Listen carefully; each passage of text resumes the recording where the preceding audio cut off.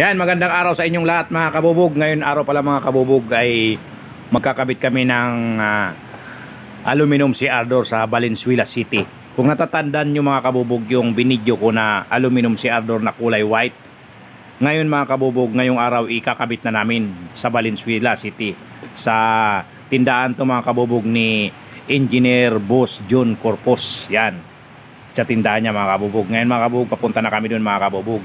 Yan, medyo masama ang panahon mga kabubog, maulan, makulimlim, malaging ulan. Kaya sa mga driver dyan mga kabubog, drive safe mga kabubog para iwas disgrasya. At ito pala mga kabubog na sasakyan namin mga kabubog, hindi service namin to mga kabubog. Service to ni Engineer Boss John. Yan mga kabubog. Pag may project kasi siya mga kabubog, kami ang nagkakabit. Pinapasundo niya kami mga kabubog sa service niya. Yan mga kabubog, kaya may service kami pag sa kanyang project mga kabubog. Kaya napakabait mga kabubog ni Engineer John Corpus. Napakaano niya sa amin. Talagang pinapasundo niya kami mga kabubog sa mga project niya. Kaya naman mga kabubog, hindi naman tayo nakakapresyo sa kanya ng tamang-tamang presyo lang mga kabubog, kasi ganun nga, sige yan ang nag-service sa amin, pinapasundo talaga siya sa amin. Kaya ngayon mga kabubog, papunta kami doon mga kabubog. Ikakabit namin yung aluminum CR door niya na white. Kung natandaan yung mga binidyo namin mga kabubog, yun mga kabubog. Yan, abangan nyo na lang mga kabubog ang video namin sa pagkabit mga kabubog. Yan, papunta na kami doon mga kabubog. Yan, shout out nga pala mga kabubog sa mga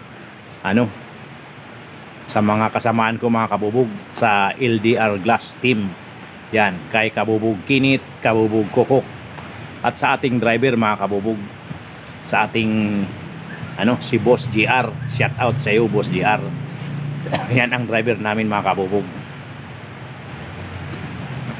Yan mga kabubog, malapit na kayo mga kabubog sa apartment ni Boss Jun. Kakabit na namin mga kabubog yung At doon pala mga kabubog sa mga viewers ko, sa mga subscriber ko, maraming salamat sa inyo kasi patuloy ang pagsuporta nyo sa akin. Sana tuloy-tuloy ang suporta nyo sa akin hanggang sa dulo mga kabubog. Kaya hindi ako magkasawang magpasalamat sa inyo. Maraming salamat sa inyo. Ingat na lang kayo palagi. Yan, sa mga hindi pa pala nag-subscribe sa akin mga kabubog, like, share, and subscribe. And pindutin nyo na rin ang notification bell para updated kayo sa aking mga susunod na video. Yan mga kabubog, malapit na kami sa apartment ni Boss John dito sa Valenzuela. Yan ang driver namin mga kabubog, si Boss GR. Yan, shout out sa iyo Boss GR. Yan ang taga-sundo sa amin mga kabubog, kaya magpapasalamat din ako sa kanya kasi walang sawa siyang pagsusundo sa amin, paghahatid sa amin. Kaya maraming salamat sa iyo Boss GR sa pagsusundo sa amin. Dito na kayo kabubog, malapit na kami sa apartment ni Boss Engineer John Corpus. Yan na mga kabubog. Yan, iikot lang kami mga kabubog kasi walang maikutan doon. Dito na kami, magkakabit na kami mga kabubog. Ikakabit na namin yung CR door. Yan, abangan nyo mga kabubog, tingnan nyo kung paano ikabit. Napakasimple lang ikabit mga kabubog ang CR door. Kung makikita nyo ang dali, kayang-kaya nyong gawin. Kaya dun sa mga baguhan, sa mga gustong matuto, panoorin nyo ang aking video. Yan, dito na kami kabubog. Yan, doon na kami sa mga kabubog sa tindahan ni Engineer John Corpus. Yan na ang pagkakabitan natin ng CR door mga kabubog. Yan, CR na yan, dito yan sa loob ng tindahan niya mga kabubog. Yan, ito pala mga kabubog, apartment niya to mga kabubog. Yan, 4th floor to mga kabubog, harapan na apartment niya. Itong sa baba, dito sa unang mga kabubog, tindahan niya to mga kabubog. Yan ang CR na ikakabit natin mga kabubog. Napakaganda niyan mga kabubog pag naikabit na. Kaya panoorin nyo mga kabubog ang pagkabit ng aluminum CR. Napakasimple lang yan mga kabubog. Kayang-kaya nyong gawin yan. Kaya dun sa mga gustong matuto sa mga baguhan, panoorin nyo ang aking video hanggang sa dulo para makakuha kayo ng kaunting idea kung paano ikabit ang aluminum CR door. Yan na mga kabubog, sinisit up na ni Kabubog Kinit. Yan, ganyan lang yan mga kabubog. Yan, medyo may kabit ng kaunti mga kabubog, aayusin niya. Kabandang kanto lang mga kabubog. Yan, inaano ni kabubog kinit sa ilalim. Kasi yung mga pinagpapinis ng semento sa bandang kanto, kailangan lapat yan mga kabubog ang ano natin, ang pinto natin. Kaya kung medyo mayroon mga nakaanong semento, tinitik-tik natin yan mga kabubog para lumapat siya. Yan, ganyan lang yan mga kabubog. Pag natornilyo yan mga kabubog, yan, yun na yun. Simpleng napakadali ng pagkabit nito mga kabubog, kasi nakasit up na ang ano natin, ang bisagra natin, ang doorknob natin, na-sit up na natin yan dun pa lang sa gawaan natin. Kaya pag galing dito, madali na lang ikabit mga kabubog. Totornilyo na lang natin yan. At kung medyo hindi pantay yan, papantayin na lang natin mga kabubog. Yan, tingnan nyo mga kabubog, nakalagay na. Yan, sinusubukan ni kabubog kinit. Yan, pero hindi pa siya nakatornilyo mga kabubog. Totornilyo pa lang niya. Yan.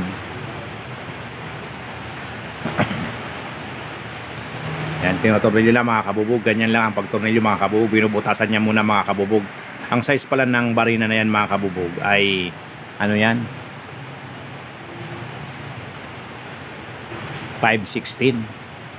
Kasi mga kabubog, ang gagamitin namin na tornilyo dyan is 12/3 para mas matibay mga kabubog. 12/3 ang gagamitin namin na tornilyo. Kaya ang binubutas niya yung 5/16 para pa lang yan pabubog sa aluminum.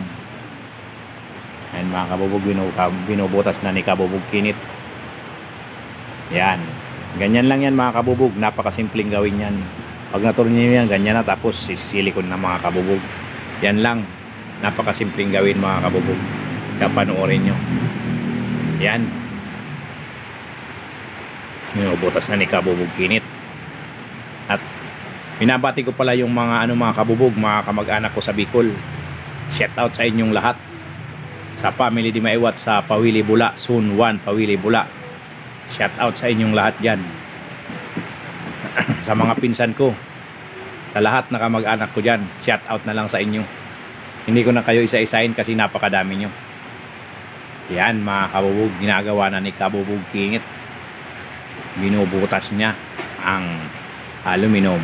Ayan, magpapalit siya mga kabubog ng barina. Kasi yung kanina pang aluminum lang yun mga kabubog. Ngayon itong barina na to, medyo malaki to, medyo malakas. Yan ang ginagamit natin para sa simento. Yan ang mga tornilyo natin mga kabubog, lagayan ng tornilyo, lagayan ng gamit. Yan. Yan ang barina yan mga kabubog, malakas yan. Ginagamit namin yan pang sa simento lang mga kabubog. Pag nag-aasimbol kami, yung maliit lang na barina, yung pang aluminum lang.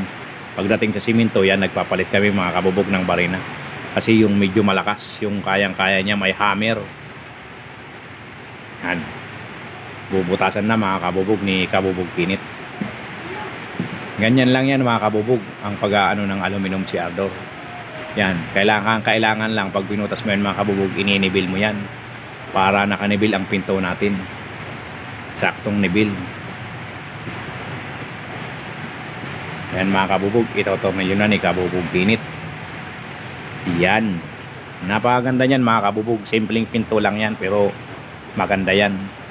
Ang advantage niyan mga kabubog, hindi siya nabubulok. Unlike dun sa pinto na kahoy mga kabubog. Kasi yung pinto naman na kahoy, kapag nabasya sa katagalan, nabubulok. At dun naman sa mga plastic na nabibili sa hardware, sa katagalan mga kabubog, na ano siya, lumalambot siya, nasisira agad. Na unang sumisira kabubog yung sa mga bisagra. Yan. Tapos nasisira na siya. Pero itong ganito mga kabubog, mga aluminum si Ardor, ay talagang matagal mga kabubog. Kahit mabasa, kahit mainitan, hindi basta-basta masisira. Medyo lang ang pinakaunang ano natin dyan mga kabubog, medyo nasisira yung bisagra niya. Pero napakadali lang palitan mga kabubog, saka matagal siya. Kasi ang ginagamit naman natin dyan na bisagra mga kabubog, stainless. Para kahit medyo mabasa, hindi basta-basta siya kinakalawang. Yan. Kaya matagal din masira. Yan mga kabubog, nininibil na ni kabubog kinit ang pinto natin. Kasi kinakailangan importante nakanibil ang bago natin yan itornilyo, ininibil natin. Yan mga kabubog. Yan mga kabubog, ginaano na nila. Yan, tinotornilyo na nila mga kabubog. Ayan na mga kabubog, yan, ninibil na ni kabubog kinit. Yan, Bubutasan na mga kabubog sa bandang ibaba para maano na natin yung ano, diretsyo ng pinto. Yan. Yan mga kabubog, toternilyoan na ni ano, kabubog kukok. Yan, napakaganda yan mga kabubog. Yan, may design pa yan sa itaas mga kabubog, smoke glass. Tapos yan, YP100. Napakaganda yan mga kabubog. Medyo mura-mura yan kasi tubular 1x4 lang yan ang frame natin mga kabubog. Yan, convert lang yan mga kabubog ng LDR team. Yan, ang frame natin na ginamit, tubular 1x4 with YP2 100. Yan, convert lang yan mga kabubog kasi hindi tayo gumamit ng standard frame na Alco frame 301 or SF101. Kung nag-convert tayo na ang ginamit natin is tubular 1x4. Pero mas maganda mga kabubog, mas maganda ang kinalabasan, mas maganda ang itsura niya. Yan. Yan mga kabubog, inaayos na nila mga kabubog ang ano natin, pinto. Nibili nila ng maayos at tinotornilyo nila. Yan, ganyan lang yan kasimple mga kabubog ang pagkakabit niya. Pag naskuhan nyo yung saktong sukat, tapos hindi nagka-problema ang pagkabit, yan, napakadali yung kabit yan mga kabubog. Yan, ganyan lang yan mga kabubog. Inaayos na nila yan sa bandang baba, medyo sumabit kasi mga kabubog. Kaya inaayos natin. Yan, yan na mga kabubog. Nakakabit na mga kabubog, yan. Tingnan nyo ang itsura niyan mga kabubog. Yan. Napakaganda yan mga kabubog. Yan, yan sa ano na yan mga kabubog. Sa ibaba. Yan, yan kasi mga kabubog, isisilan pa natin yan, paikot. Yan, kailangan masilat yan mga kabubog, paikot. Yan, subukan natin mga kabubog, isara. Yan, ganyan lang yan mga kabubog. Yan, medyo may liwanag kasi kabubog may ano sa ano, may smoke glass sa taas. Yan, yan, napakasimple lang yan mga kabubog, napakaganda. Yan ang itsura niya mga kabubog. Yun, inaayos na ni kabubog kinit yung mga ano natin sa pinagdugtungan mga kabubog kasi yung mga excess material, yung mga ano, inaalis, ayusin, tapos sisilikon niya yan mga kabubog para malinis tingnan, maganda at walang ano ng tubig. Yan, inaayos na nila mga kabubog yung sealant kasi sealant yan paikot mga kabubog, labas loob yan, kailangan may sealant yan. Ang sealant natin na ginamit dyan, white din mga kabubog para kasing kulay ng frame. Yan mga kabubog, napakaganda yan mga kabubog, tingnan nyo, saktong sakto ang ano pagkakabit natin, walang problema. Yan, kailangan isilant yan mga kabubog, pati ang frame nya, pati ang hamba nya, isilant yan natin. Yan, pati yan paikot dyan sa mga ano na yan, yan sa mga gilid ng glass clip, kailangan isilint yan paikot para kahit maanuan ng tubig hindi lalabas. Yan, kailangan isilant yan mga kabubog. Yan, tingnan nyo naman mga kabubog, napakasimpleng pinto lang yan pero maganda yan mga kabubog. Yan, convert yan mga kabubog ng LDR team. Kasi mga kabubog, kapag marunong ka na ng ganitong trabaho, yan, makakapag-convert ka na ng kung ano-anong materialis. Yan, mas maganda pa mga kabubog. Yan na mga kabubog, yan, sinisilat na ni kabubog kinit. Yan, pati sa bandang itaas yan, kailangan isilat yan mga kabubog para magandang tingnan, malinis. Yan, isilat niya na mga kabubog. Yan na mga kabubog, silat na ng kabubog kinit, pati yung sa ano na yan, sa bandang side, kailangan isilat yan. Yan, kailangan dahan-dahan lang mga kabubog ang pagsilat para wala siyang kalat, hindi siya masyadong makalat. Yan, at saka yung pag ano ng nozzle, kailangan tamang-tama lang, huwag masyadong malaki, huwag masyado naman maliit, yung saktong-sakto lang. Kapag ang siwang ay maliit lang, tamang-tama lang ang ano natin, ano ng silicone nozzle. Kasi kung medyo malaki, pangit naman mga kabubog, sobrang dami naman ng ilabas ng sealant. Kailangan yung sakto lang sa awang, yun din ang anuin natin. Yan mga kabubog, nasisilat na sa bandang baba na lang mga kabubog, isisilat ang ano natin, pinto. Yan, para mawala yung mga awang-awang niyang kaunti. Yan, yan yun, nawawala yung mga awang mga kabubog kapag sisilant. Yan, ganyan lang yan mga kabubog, napakasimpleng pinto lang yan mga kabubog, pero maganda siya. Yun, nasilat na ni kabubog kinit mga kabubog. Yan, sa frame na siya mga kabubog, magkisilant. Yan sa loob. Kailangan kasi mga kabubog nakasilant din yan ang frame niya. Labas loob, kailangan isilant din natin yan. Yan. Yan na mga kabubog. Sa bandang taas na nagsisilant mga kabubog sa frame. Yan, ganyan lang yan mga kabubog.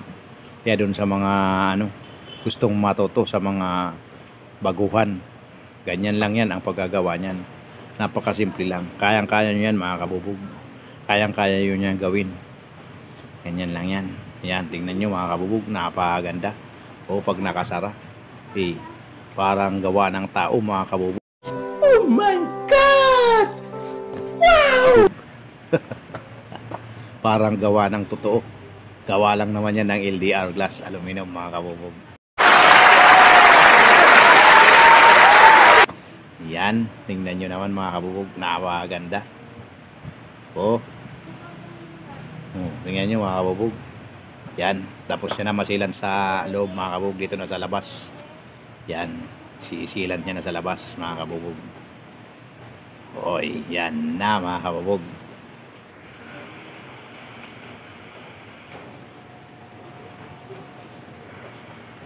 Yan, ganyan lang yan mga kabubog ang pagkisilant. Yan mga kabubog, sa labas na tayo nagkisilant. Yan, si Kabubog Kinit nagkisilant na sa labas. Yan, sa frame na lang mga kabubog. Para walang siwang mga kabubog at kahit yung tubig sa loob mga kabubog, wala siyang lalabas. Walang leak. Kailangan nakasilikon talaga yan mga kabubog. Lahat, pati ang frame na yan mga kabubog, silikon natin yan. Kasi tindahan pati ito mga kabubog, baka lumabas o ang tubig dito sa loob. Kaya kailangan nakasilikon talaga yan. Yan, sa bandang taas mga kabubog. Pati yan, sisilant din natin yan. Yan, tingnan mo naman mga kabubog yan. Ano pa yan mga kabubog? Sealant applicator yan mga kabubog.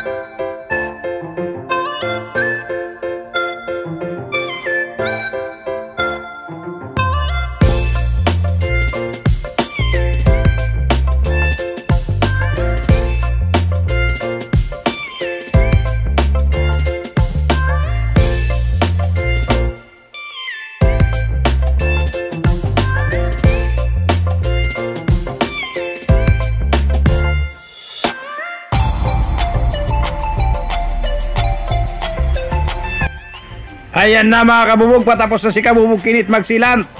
Yan, napakaganda yan mga kabubog, tingnan nyo naman napakaganda yan, sinisilant na lang mga kabubog yung mga joint, yung mga pinagdugtungan.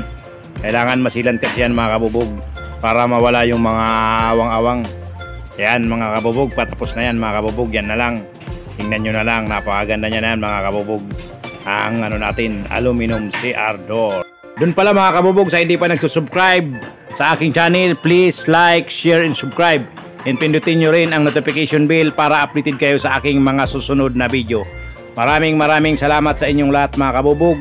At doon pala sa mga viewers ko, sa mga subscriber ko, maraming salamat sa inyong lahat mga kabubog.